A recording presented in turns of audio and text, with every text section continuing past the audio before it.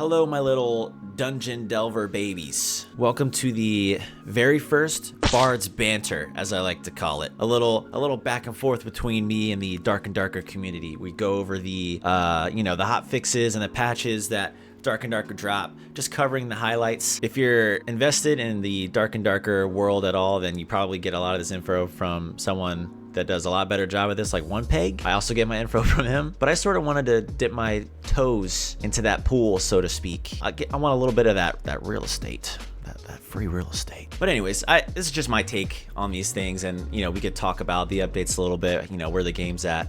I'm not gonna go over every bug fix. I mean, they're pretty just, they're bug fixes. It's not really what I came in here for.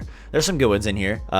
Fix an issue where MMR could decrease despite winning in arena, general stuff like that. But my interest is in all the balance changes, which we do have a good bit to go over. Sorcerer takes a hit here. A couple game updates to look at. So let's just start from the top here. We got the Barbarian. Hot topic these days. Real hot topic. Let's see. Barbarian Carnage duration changed from 7 to 15 seconds. Barbarian's morale boost health recovery amount changed from 12 to 33%. Barbarian's blood exchange duration changed from 8 to 12 seconds, and health penalty changed from 20% to 10%. Wowee. Barbarian's war sacrifice duration changed from 8 to 12 seconds. So, hot take here. Hot take incoming. And this is coming from someone that plays Wizard mainly, all right? Barbarians are like the bane of my existence, because if they got Iron Will and you make a single mistake as a Wizard, GG, because they're probably catching up to you. They're probably a lizard with no shirt, with pretty high move speed, low gear investment, and they can 2-tap you in the head. Okay, that's my experience as a Wizard. Just gonna leave it at that. But I kind of like what they're doing from a developer standpoint.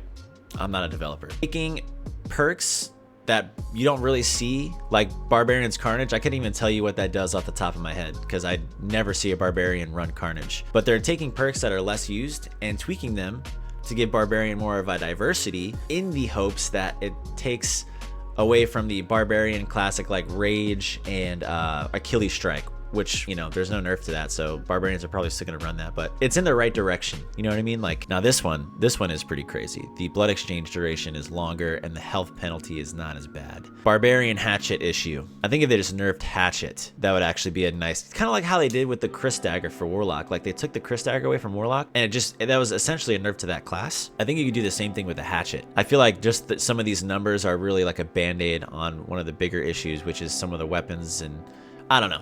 I'm not an expert, this is just my opinion. I think if they made a small change to a Hatchet, and then maybe made some of these other perks a little more interesting to sort of direct some of these Barbarian mains to play a little more diverse, I think that would be good for the game. But, we got the Rangers. Kinesthesia movement speed bonus has changed from 10 to 15%. Okay.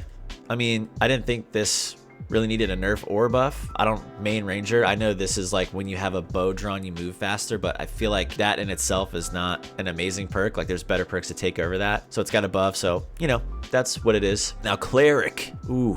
Clerics are great duos to trios. Cleric solo is like, unless you're running Smite Judgment, it's kind of pointless, in my opinion, or you're just gonna lose. I don't know. It depends. If you're a really good player, then maybe you can make it work, but it's not a great solo class. Like, there's better options. So here we go. Cleric's overhealing loss amount changed from 1% to 2% per second. So if Cleric has overheal and they heal you, you get like an extra little health bar that's like yellow. That just deteriorates faster. So it's an overhealing nerf. Cleric's judgment casting speed has changed from 3/4 of a second to 1 1/4 seconds. So kind of how I was saying, the really only way to play Cleric solo is using Judgment and Smite. There's a little nerf to that now. It's going to be just a bit harder, but I think that's okay. I mean, I don't main Cleric, so maybe someone else in the comments who does can speak a little bit better on this, but my experience playing Cleric, Judgment and Smite's insane. Like, drop a Judgment on somebody, if you're stacking a ton of will, that's already going to do a ton of damage, and if you have the Faithfulness perk, which slows them down, it makes it like impossible for someone to escape. So I think having a little more mercy when it comes to Cleric using Judgment on you to like give you a little more of a chance to escape, it's not the worst thing in the world. Cleric's Bless spell tier has changed from 1 to 2, so it's going to cost more to use Bless, and it now changes all attributes by 2. So that's kind of sick. Again, I think these developers are doing a good thing by taking these perks and these yeah, that's a perk, right? Not a skill, it's a perk. By taking some of these things and tweaking them and making it like, I don't run cleric duos or trios, but I know they're probably not taking bless. They're probably taking all the heal spells they can and then like locust swarm or earthquake or something, just making more diversity in the builds. Like, I think that's cool. I think that's a fun change. Lesser heal count has changed from 3 to 4. So it was 4 before, now it's 3, now it's 4 again. Cleric's sanctuary count has changed from 1 to 2. There's the opinion that the cleric sanctuary count being only 1, because sanctuary is awesome. Like if you're in trios, or even duos, if you just drop a sank, that healing is so quick. It's a great way to reset the fight really fast. And the fact that there was only 1 spell kind of made it more, I don't want to say like skill dependent, but it did make you think a little bit more. Like you had to be a little more strategic as a cleric to use sanctuary if you only have 1. Having 2, I mean, that's going to extend a fight by a long time. I don't know. We'll see how that plays out. I think it was fine at 1. Maybe it's going to be fine at 2. We'll see. Cleric's locust swarm count has changed from 1 to 2, and its attribute bonus ratio has changed from 75 to 100%. So huge, I won't say huge. It's a pretty big buff to locust swarm. So you get 2 of those now, and it scales higher, 100% as opposed to 75%. So big change. We'll see.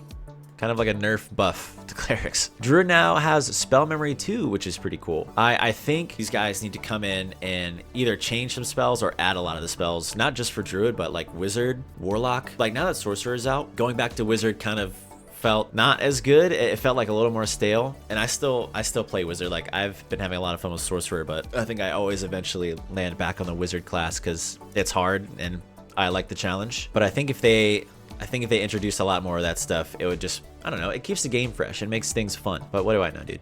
I just have over 1,000 hours in this game. Druid now has spell memory 2. Druid's chicken form occasionally makes noises even while standing still. So they kind of did the same thing when Druids would run around as rat form and just hide. I think this is probably an attempt on Dark and Darker's end, SDF, whoever, stop a lot of the third partying. Like if you play solo Goblin Caves, it's just third party central. Like you'll fight someone and then a Druid will sit as a chicken and then launch at you and take advantage of the third party. And it's not just Druids, like everyone third parties in Goblin Caves, but I see it a lot as Druids. So yeah, as just giving them the rat treatment. You'll know if a Druid's around because he'll start clucking. Sorcerer. We all knew this was coming, man. We all knew this was coming.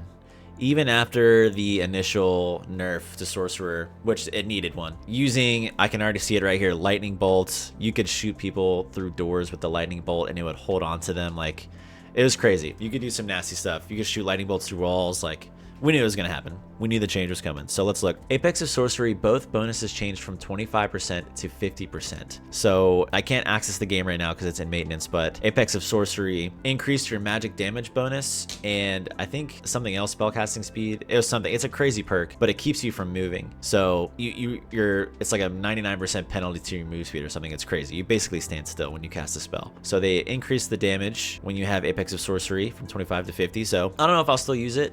I love movement and standing still to cast something, even if it's for a second. Even if you're like jump casting, it's definitely tough. So we'll see if Apex of Sorcery comes back. Sorcerer's manifold spell casting speed penalty changed from 25 to 15.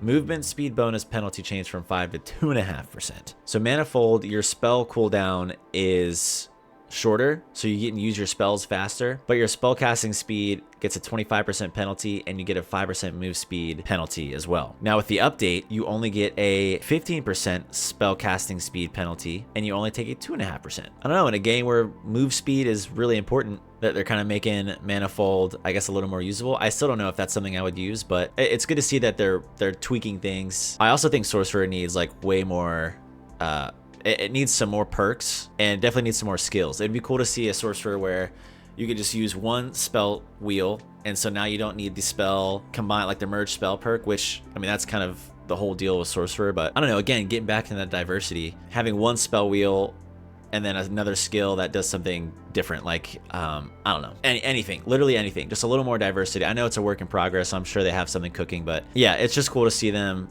tweaking spells, tweaking perks rather, and introducing a little more diversity. That goes for all these classes here.